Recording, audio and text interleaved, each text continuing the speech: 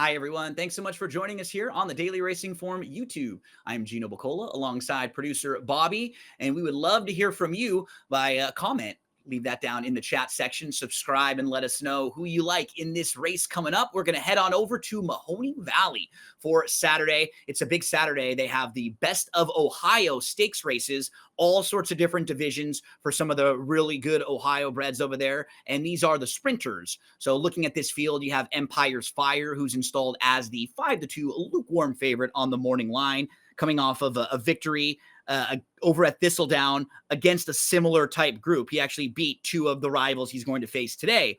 You have Super Wolf, who was a really impressive winner at Thistledown on September the 17th, won by 9 lengths that day on the front end. So shift on over to the Timeform US pace projector. Let's see how this race is going to set up from a pace standpoint.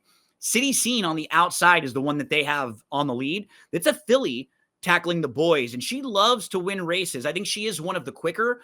I do wonder if Boots Malone with the inside draw, that really will force their hand there and make him go a bit more. So I think both of these horses have a little bit of a shot, but I prefer the one, I think, of the two speeds with the inside draw, thinking that maybe he can hold that position. Let's meet the field here for the Best of Ohio Sprint, $100,000 up for grabs, and this one is going to go as race number 8 on Saturday at Mahoning Valley. Here's a look at Boots Malone. He's cruising on the front end. This is on September the 22nd at Thistledown on a muddy sealed track. He beat a softer group, and now he gets back to Mahoning, where he has won twice, and he has defeated Fortissimo and Super Wolf.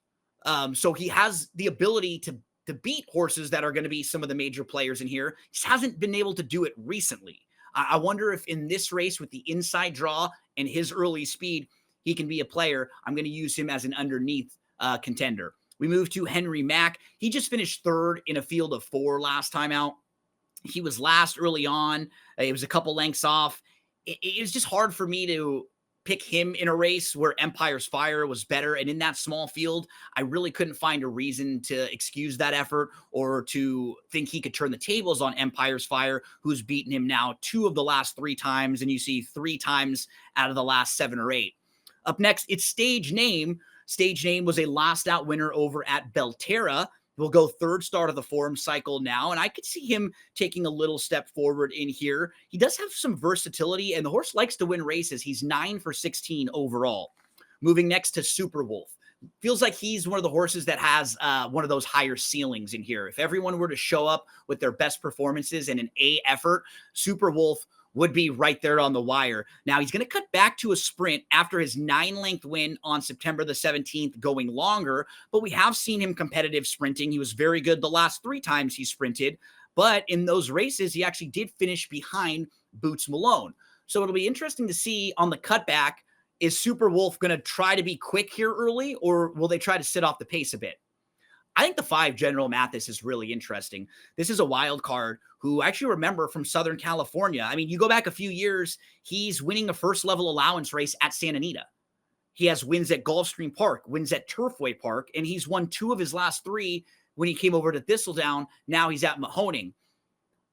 I think you're looking at a field where they've all kind of taken turns beating each other, and this is a new face in here. I would be surprised if he is 10-1 on the morning line. I think he'll probably be closer to like 7-2, 4-1. But if he is over that, you know that I'm going to be putting a few bucks to win on General Mathis. We move to Fortissimo, who is just 1 for the last 6.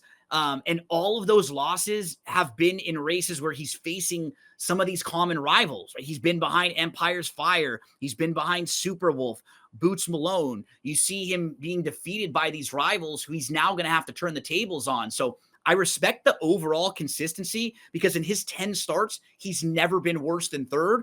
I just don't know if he's quite as good as some of these others who just seem like they always find a way to win, and he's okay settling for some minor awards.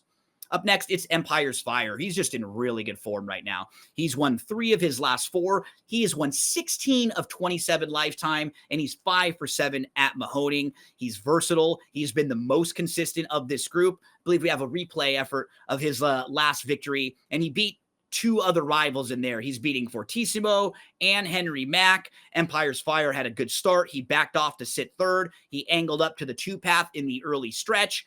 and he wore down Fortissimo. You can see him getting by the pace setter right there in mid-stretch. So Empire's Fire, just really, really sharp. A 14-time winner in 20 starts at this distance. I think he's going to be tough in here. I'm going to pick him in the second spot. We round out the field with City Scene. This is a filly taking on the boys, and she is one of the quicker. She can sit off a little bit. She loves to win races. She's 11 for 21. I wonder about the presence of Boots Malone down on the inside, if that will make life a little bit more difficult for her. But if she is in that 10, 12 to 1-ish range, I think that's a fair price for her taking on the boys in this spot. So let's move to selections for the Best of Ohio Sprint. I'm going to go with General Mathis. Would be surprised if he is up at that big price of the morning line, because you just look through his form and he has some serious back class and he is in good form. And he's kind of a new face in a race where a lot of these horses have all faced each other and kind of taken turns beating up on each other. So I'm going to go with the 5 General Mathis on top. 5, 7, 1, 4 for me. Whoever you play, however you play them, we wish you the best of luck.